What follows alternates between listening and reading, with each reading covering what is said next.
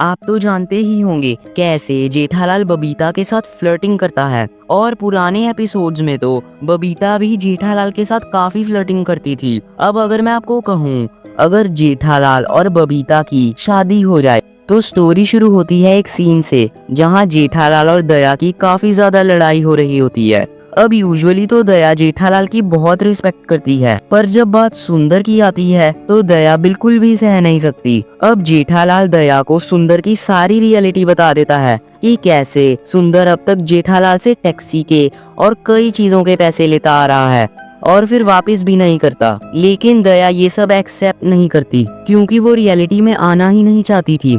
उसको अपना भाई सुंदर ही दी बेस्ट लगता था। फिर दया जेठालाल को काफी ज्यादा सुनाने लगती है और उनकी लड़ाई और बढ़ जाती है। फिर गुस्से में जेठालाल बोल देता है, अगर तुम्हें अपना भाई सुंदर इतना ही पसंद है तो मुझे डाइवोर्स दे दो और रहो अपने भाई के साथ। ये सुनकर दया को काफी हर्ट होता है और वो इतना गुस्सा हो जाती है कि वो जेठालाल से डाइवोर्स करने का डिसाइड करती है। इतने में बापूजी आ जाते हैं और दया बापूजी को सब बता देती है। अब हर बार की तरह बापूजी दया को ही सपोर्ट करते हैं और दया को अपने साथ बचाऊ जाने के लिए बोलते हैं।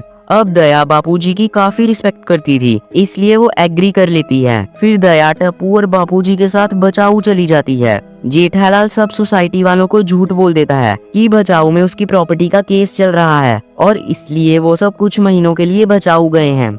अब जब ये बात बबीता को पता लगती है तो उसके मन में लालच आ जाता है, क्योंकि रियलिटी में वो अय्यर के साथ बिल्कुल खुश नहीं होती, क्योंकि अय्यर की इनकम और सोसाइटी में वैल्यू दोनों ही इतनी अच्छी नहीं थी जितनी जेठालाल के पास थी। और बबीता काफी गोल्ड डिगर माइंडेड भी होती है, इसलिए वो धीरे धीरे जेठालाल से बात करना, उसके घर जाना, ये सब इंक्रीज कर देती है। अब एक दिन अय्यर को बिजनेस ट्रिप के लिए दिल्ली जाना पड़ता है। अय्यर का स्टे 1 वीक का था। अब बबीता को यही सही मौका लगता है और वो पहले 1-2 दिन तक पूरा दिन जेठालाल के घर जाने लगती है। एक दिन तो जेठालाल दुकान भी नहीं जा पाता। फिर तीसरे दिन बबीता रात को जेठालाल के घर जाती है। अब जेठालाल तो वैसे ही बबीता से फ्लर्ट करता है, तो वो बबीता को उस रात घर में सोने का ऑफर देता है और बबीता का तो मेन मोटिव ही यही था, इसलिए वो तुरंत एग्री कर जाती है। फिर जब सोने का टाइम होता है तो जेठालाल और बबीता का फ्लर्ट इतना बढ़ जाता है कि दोनों के बीच फिजिकल रिलेशंस हो जाते हैं। अगली सुबह जब जेठालाल को पता लगता है तो वो काफी परेशान हो जाता है। फिर बबीता जेठालाल को बोलती है, या तो मैं पुलिस में कंप्लेंट कर दूंगी या तो तुम मेरे से शादी कर लो। फिर जेठालाल सोचकर बबीता से शादी करने के लिए एग्री कर लेता है, क्योंकि दया से उसका डाइवोर्स हो चुका था और अब वो अनमैरिड था। तो जेठालाल और बबीता दुबई में शिफ्ट हो जाते हैं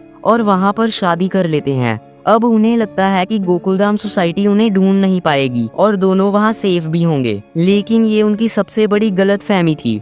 उधर गोकुलधाम में अब अय्यर आ चुका था और जब उसको बबीता कहीं नहीं मिलती तो वो सोसाइटी वालों को जमा कर लेता है। लेकिन फिर कुछ समय बाद अय्यर को अपने घर में एक लेटर मिलता है जो बबीता ने लिखा था, जिसमें लिखा होता है कि उसने जेठालाल से शादी कर ली है और अब वो दुबई में सेटल हो चुके हैं। ये सुनकर अय्यर को काफी हर्ट होता है, क्योंकि वो बबीता के लिए लॉयल था। फिर अय्यर और सोसाइटी वाले ये बात दया, टप्पू और बापूजी को भी बता देते हैं। फिर ये तीनों गोकुलधाम आते हैं और जेठालाल बबीता के खिलाफ पुलिस में कंप्लेंट करवा देते हैं, क्योंकि कोई भी जेठालाल और बबीता से खुश नहीं था। फिर दया, बापूजी और टप्पू सारी सोसाइटी वालों को उनके डाइवोर्स के बारे में भी बता देते हैं। फिर वो एक प्लान बनाते हैं जिसके अकॉर्डिंग अय्यर का एक फ्रेंड एक बहुत बड़ा बिजनेसमैन बनकर दुबई जाने वाला था, जहाँ पे वो जेठालाल को एक बहुत बड़ा बिजनेस ऑफर देके जेठालाल को नेगोशिएट करके इंडिया बुलाने वाला था। अब अगर आपको जानना है जेठालाल बच पाया कि नहीं, तो उसके लिए आपको कमेंट करना पड़ेगा।